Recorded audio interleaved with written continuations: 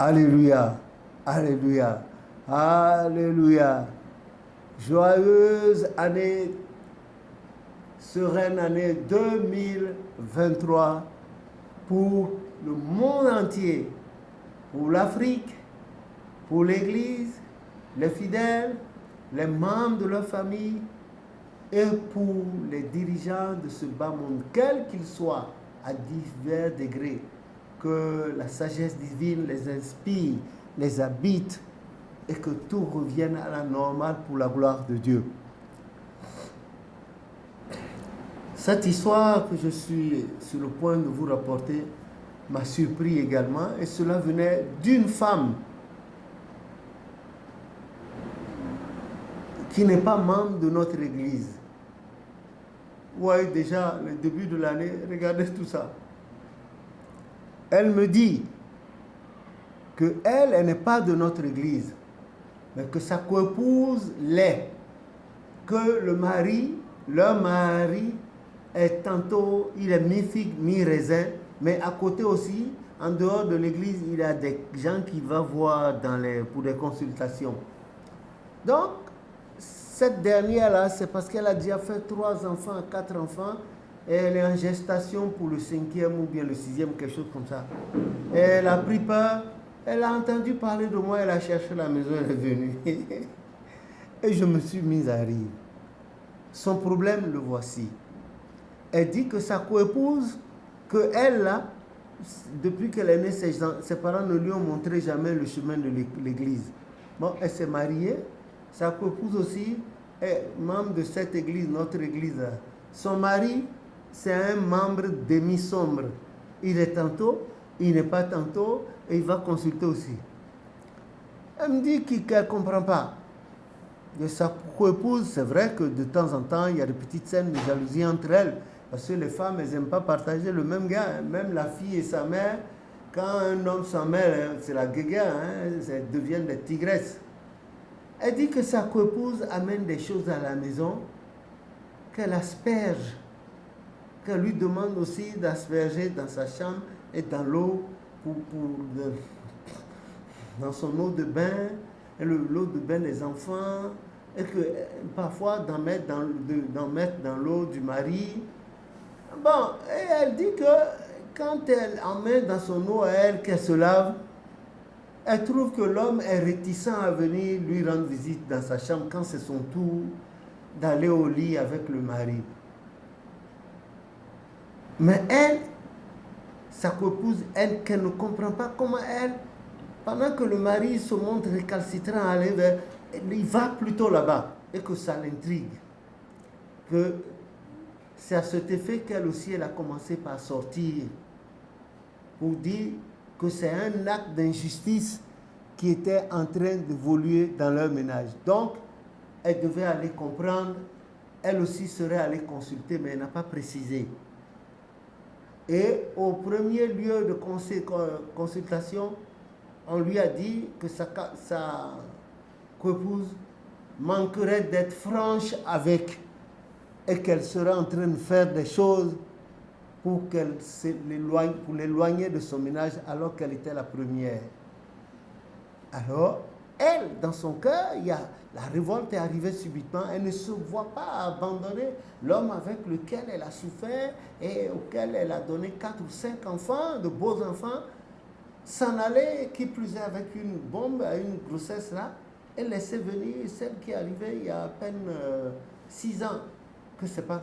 Donc, elle est révoltée et ne sait pas qu'est-ce qu'il faut faire. Elle est aussi conditionnée, limitée par la présence de la grossesse. Donc, elle parlait auprès des gens et les gens lui ont dit que dans la maison qui est là, il y a le fils de ce propriétaire qui est là, va le voir, pose-lui la question, pose-lui le problème, c'est sûr, il va t'aider à apporter la solution. Donc, voilà le problème. À votre avis, qu'est-ce que je dois faire? Regardez nos frères, les visionnaires, moi aussi je suis inclus là-dedans, je porte le col carré. Regardez nos frères, nos sœurs, les visionnaires, regardez ce qu'ils font. Le livre de Matthieu, en son chapitre 5, 9, ne nous a pas-t-il enseigné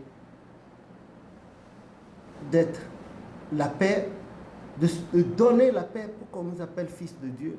Et nos visionnaires, hommes ou femmes, aujourd'hui, se servent de la froque que Dieu leur a donnée et de la parcelle de lumière que Dieu leur a donnée pour voir. Ils sèment le trouble dans les ménages. Et cette femme-là, avec une grossesse et 5 enfants déjà, est la première femme de ce monsieur. Elle a accepté que ce monsieur-là prenne une deuxième femme. Et c'est celle-là, avec le concours des visionnaires, qui veut la foutre dehors. Elle va aller où? Femme d'intérieur, femme de ménage. Non. C'est vrai qu'aujourd'hui, les temps sont difficiles. Et l'argent, le nerf de la guerre, elle ne se donne pas à tout le monde, comme on l'appelle l'énergie. Frères et sœurs visionnaires, arrêtons de jeter le trouble dans la vie des gens. Nous aurons à rendre compte. Nous aurons à rendre compte. Chers frères et sœurs visionnaires, arrêtons, je vous prie, je nous prie de chercher à soupeser les ménages des gens pour quelques francs, quelques pièces seulement. Arrêtons d'être des Judas dans le ménage des gens. Nous sommes pour la paix. Quand dans un ménage polygame, l'une des deux épouses vient, vous ne ferez rien à cette dernière pour qu'elle soit aimée plus que son mari. Parce que l'autre a des yeux pour voir. Alors là, si ça marchait sur l'homme, si lui aussi c'est un mécréant, ça se voit au moment de la nourriture. Il va préférer mieux préférer la nourriture de celle pour laquelle, en faveur de laquelle vous militez spirituellement par rapport à la nourriture des autres. Ça va amener la guerre dans la maison et vous ne seriez plus dès lors un apôtre de paix. C'est un jugement qui va attendre. Une femme comme ça vient, eh bien, vous ne lui dites rien. Vous dites que vous avez compris. Et vous faites attention, vous pouvez parler en parabole. Il n'est pas dit qu'elle comprenne votre métaphore. Vous pouvez lui dire, attention, il y a... Oui, ce que vous avez dit, c'est vrai, mais pas tellement. Il y a eu une incompréhension. Et vous allez essayer de calmer jusqu'à ce qu'elle rentre chez elle, rassurée. Et après son départ, maintenant là, vous allez vers l'Éternel. Vous allez frapper la porte de sa divine majesté avec des supplications et dire à l'Éternel, voilà ce que cette femme a dit. Mais vous là, nous autres là, nous n'avons pas de jugement à porter. Éternel, le dernier mot te revient. Comme le dit un des chants de nos frères Ibo, Jehovah have a final say. Le dernier mot revient à Dieu. Il a lui seul le pouvoir discrétionnaire d'appréciation. Toi, tu supplies l'Éternel pour les deux co-épouses et leur mari. Toujours, tu supplies. D'abord, tu fais un combat, demandant à Dieu d'envoyer ses armées célestes, combattre pour ce ménage, combattre pour le mari, combattre pour les deux épouses, les enfants, combattre les forces du mal. Et les trucs mal intentionnés des ennemis visibles et invisibles. Et puis après, tu te lances dans les prières d'amour, de rapprochement, d'union. C'est ce que tu fais. Tu le fais avec amour. Demande à l'Éternel d'intervenir puissamment dans ce ménage et de donner un cœur à s'aimer à ces deux épouses et leur mari, de les unir dans un même élan. Et l'Éternel va agir parce que nous aurions agi pour la paix. Nous aurions intercédé pour la paix et Dieu nous le revaudra. 1 Corinthiens 15, 57. Dieu nous le revaudra. Il n'y a rien à faire. Dieu nous le revaudra. Visionnaire, visionnaire, visionnaire.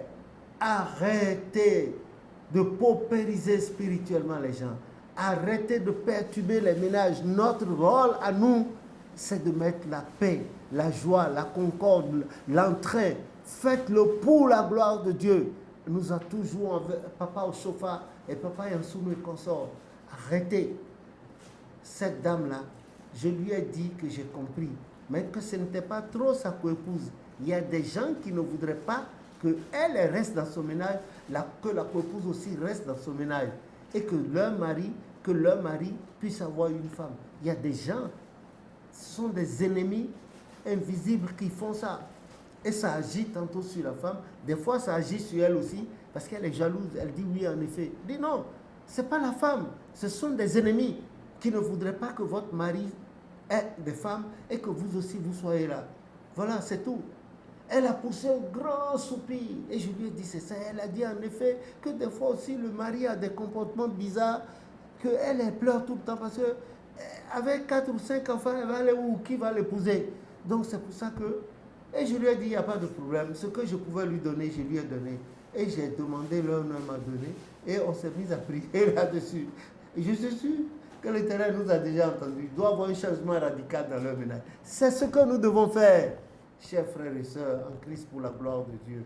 C'est ce que nous avons vu les pères au chauffant, Yansoun, les mamans, Yansoun, les mamans, Yaman faire. Je n'ai pas le temps pour vous en faire les descriptions, mais j'en ai parlé dans les livres. Que Dieu vous en donne les moyens, vous donne les moyens d'en acquérir. Au nom de Jésus, notre Sauveur. Amen.